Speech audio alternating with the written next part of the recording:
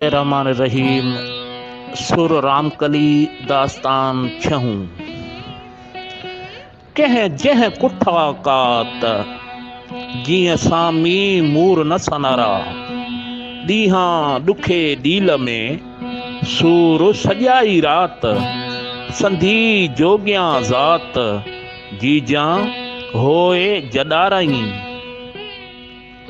रूह में रहियुन राम ॿाहिर ॿोलियुनि की बियो। पियालो पुर करे जो पपीताऊं जाम। तंहिं पोइ तमाम तन तकिया ताके छॾिया। रामो रहियुन में रूह ॿाहिर ॿोलियुनि की बियो। सदाई सफ़र में मथा संदन मुंह। सामियन जा सुबूह सारियां घणूं सैयद चए। मथा मुंह थियान सदा सुईता कापड़ी।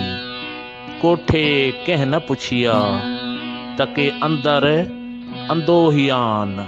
जेका ॼमारान सा मंझ गूंदर गुज़रे।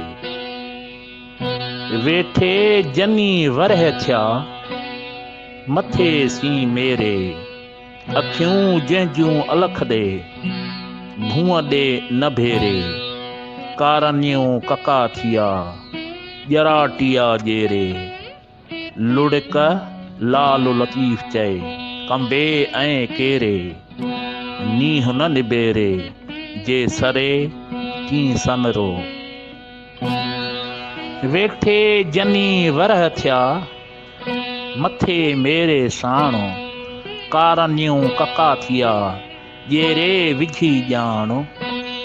खुदी खां ख़लास थिया पुठीअ विझी पाण। से ॿाहिर न हणन बाण जन गॾियो गुर गिरदान में।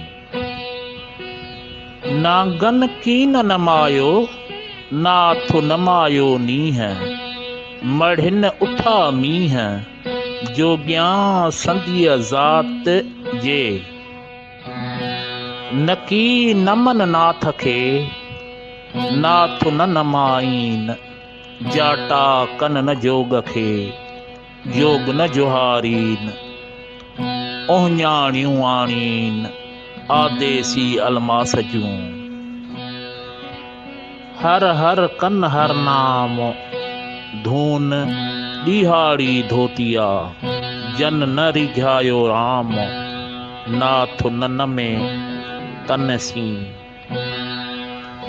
हर हर कन उमेश धून ॾीहाड़ी धोतिया। जन न मारी मेस नाथ नन में तनसी।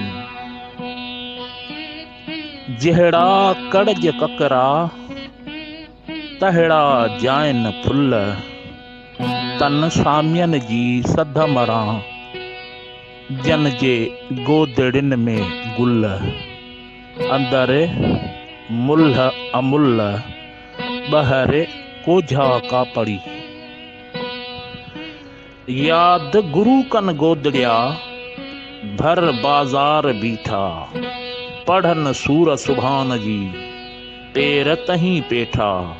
जे लाह मोह मीठा ते लाह नशा चाढ़ियाऊं ॾींहं जा।